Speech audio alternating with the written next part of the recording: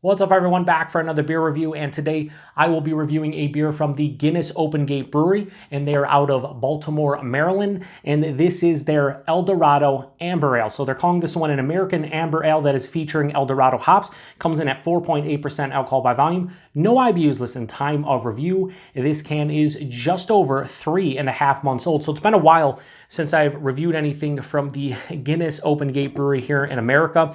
I reviewed a couple of their barrel-aged beers like 2 or 3 years ago on the channel, and they were pretty damn good. Their gingerbread Imperial Stout showed up here recently, but I didn't grab it. But when I was at my local grocery store, Wegmans, in the Mix Sixer section, I saw this, and I was like, the hell is that? I'm going to give it a go, and here we are. So this is their latest year-round offering from the Guinness Open Gate Brewery, and yeah, it's an amber ale that is featuring El Dorado hops. Now, this doesn't have the most ideal freshness, but when you're shopping in a mixed sixer, that tends to happen. A lot of those beers are in there because they're a bit older, or maybe not super fresh. Whatever, we're going to go with this one. It's a little bit over 3.5 months old. Hopefully, it's held up quite well. We'll see. So yeah, it's pouring out like an amber ale.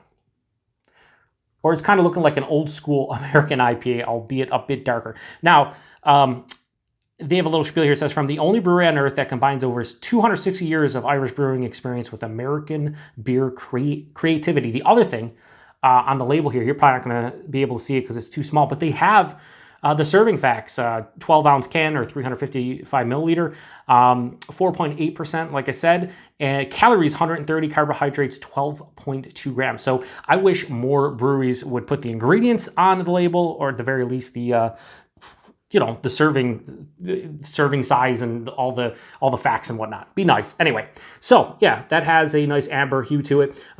It's not crystal clear, but you can see through most of it. Has about a half finger of this light tan, say off white colored head. Kind of looked soap sudsy before it dissipated, but yeah, let's get a nose. Yeah, so this is giving me like old school American Pale Ale vibes. Definitely caramel, bready. Yeah, caramel and like white, maybe a slight toasted like bread quality.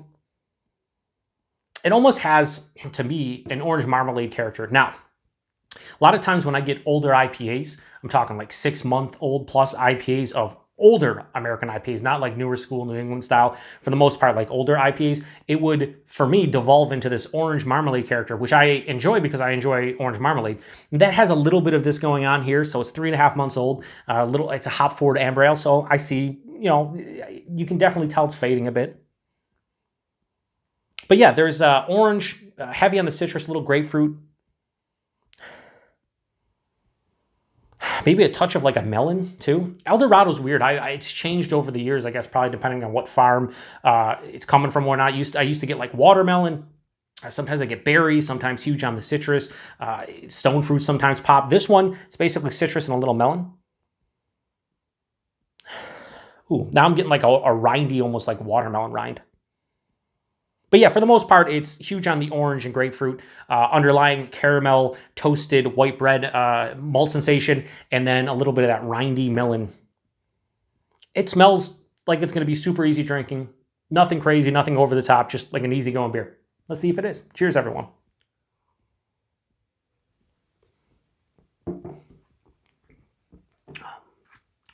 Oh, that's nice. It's nice. It's solid.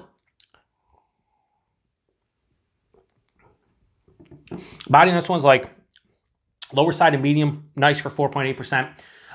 The mouthfeel, it's super crisp and effervescent. It's relatively clean on the palate too.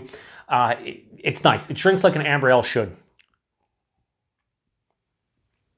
Right at the tip of the tongue, there's caramel. There's toasted white bread, a little bit of a honey kind of, a little bit of a honey character too.